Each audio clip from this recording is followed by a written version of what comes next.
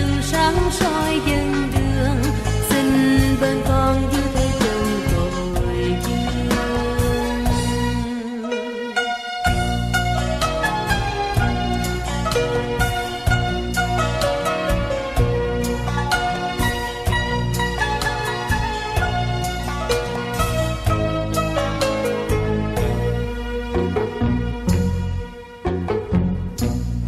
Hoa mừng cội kính dân mẹ thiên tòa, hoa mừng cội kính mừng Maria, hoa mừng cội con yêu mẹ thiết tha, hoa mừng cội kính mừng Maria.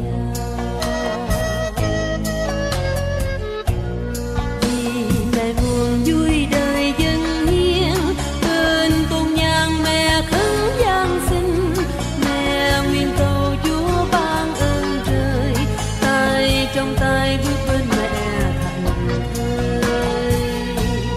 Hoa mừng cội kính dân mẹ thiên tòa, hoa mừng cội kính mừng Maria, hoa mừng cội con yêu mẹ thiết tha, hoa mừng cội kính mừng Maria.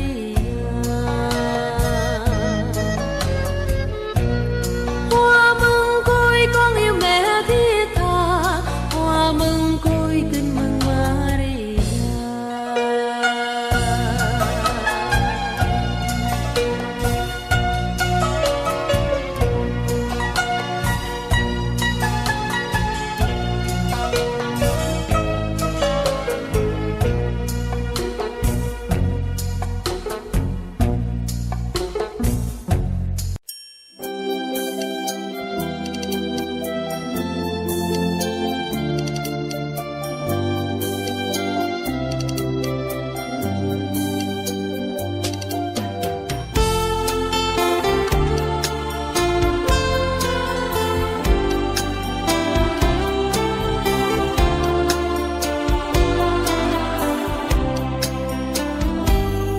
Từng lời kính mân côi trên đôi môi nhỏ bé, con thơ nói yêu mẹ, yêu cha hết tâm tình. Từng cành hoa tươi xinh dâng lên ngài chính mẫu, con thơ nói yêu mẹ, lời kinh luôn đậm đà. Maria xin nhận lấy cánh hoa tươi là chuỗi kinh mân côi, con gấm xì trong đời. Maria xin nhận lấy tấm thân con, tựa đóa hoa mân côi, nhưng đơn đau mẹ ơi. Từng lời kinh mân côi trong tâm tư nhỏ bé, con thơ kết dâng mẹ, dâng cha hết tâm tình. Lòng tràn muôn hương kinh, tâm can con suy gẫm, vang câu nói âm thầm, lời yêu thương thật trầm. Maria xin nhận lấy cánh hoa tươi là chuỗi kinh mân côi, con gấm xì trong đời. Maria xin nhận lấy tấm thân con, tựa đóa hoa mân côi, nhưng đơn đau mẹ ơi.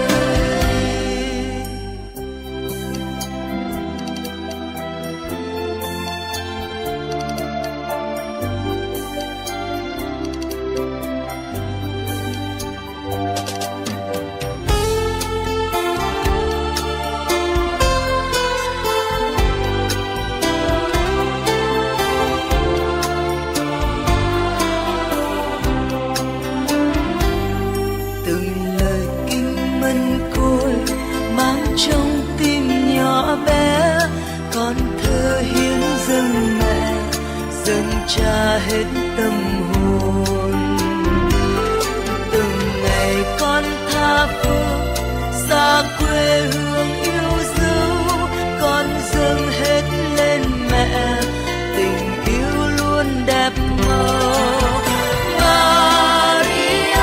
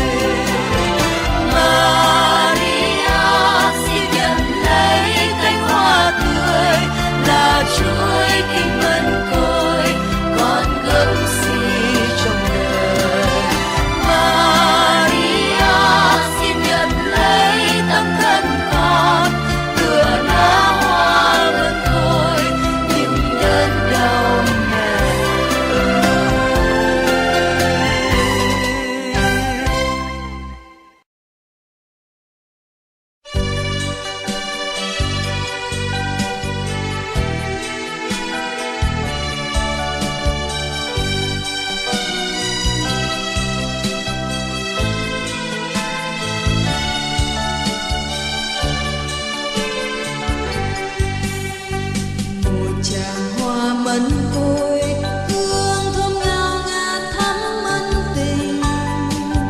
Từng lời kinh sốt men xin dâng về nữ vương hiền vinh.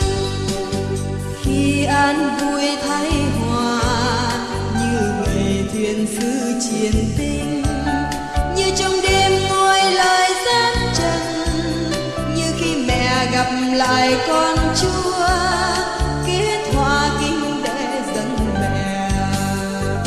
Một tràng hoa mẫn côi, hương thơm ngào ngạt thắm ân tình. Từng lời kinh sốt men xin dâng về nữ vương hiền vinh.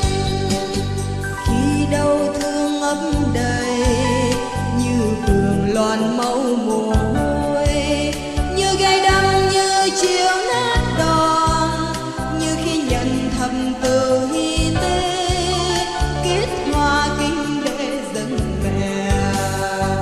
Một tràng hoa mẫn côi, hương thơm ngào ngạt thắm ân tình.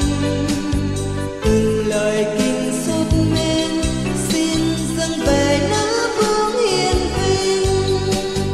Khi hân hoan cõi lòng như ngày con Chúa phục sinh, như khi muôn sinh nhân thánh thần, như khi mẹ về trời vinh sang kết hoa kinh để dâng mẹ. Một tràng hoa mẫn côi, hương thơm ngào ngạt thắm ân tình. Từng lời kinh sốt men xin dâng về nữ vương hiền vinh.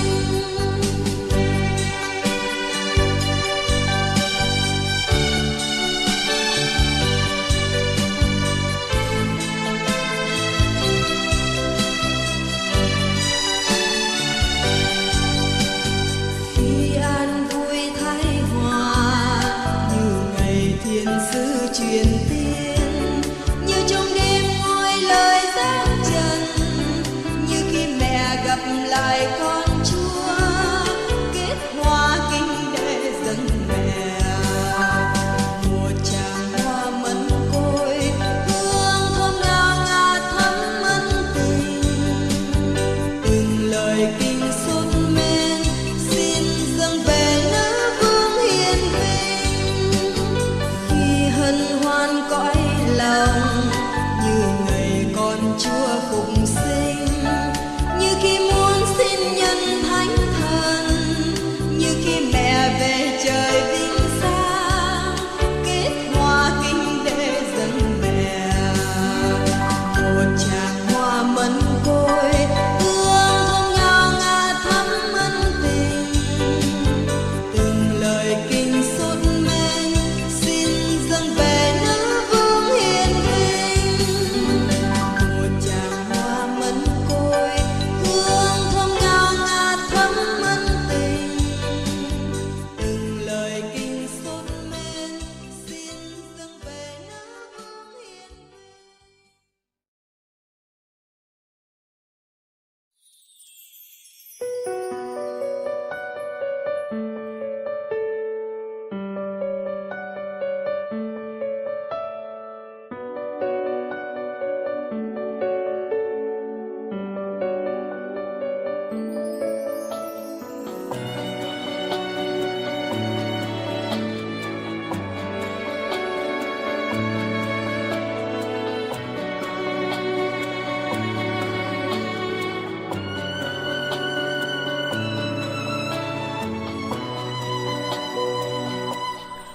Đoàn con tiến dâng mẹ ngàn muôn khúc ca.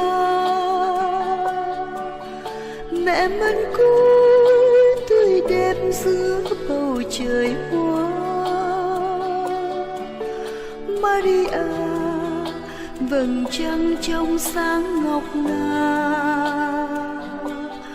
Lạy mẹ, mẹ Thiên Chúa phúc ân tràn hòa.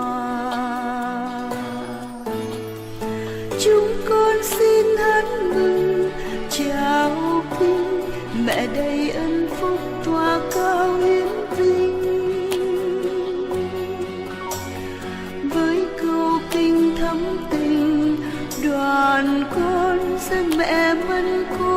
ngàn hoa tươi xinh.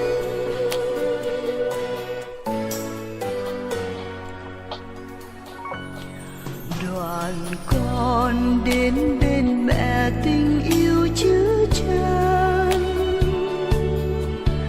đời dương thế xin mẹ vỗ về ủi an.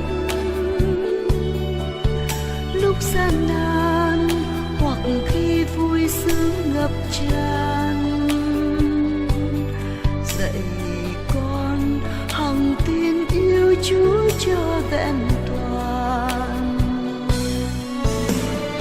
Chúng con xin hát mừng chào kinh mẹ đầy ân phúc và cao hiến vinh,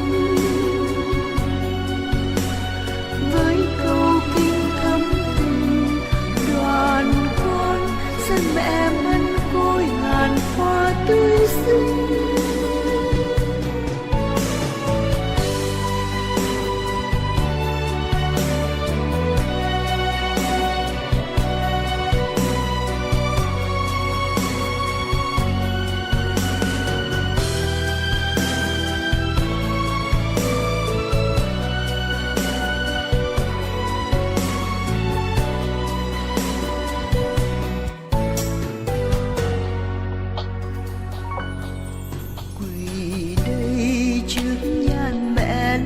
Con đắm say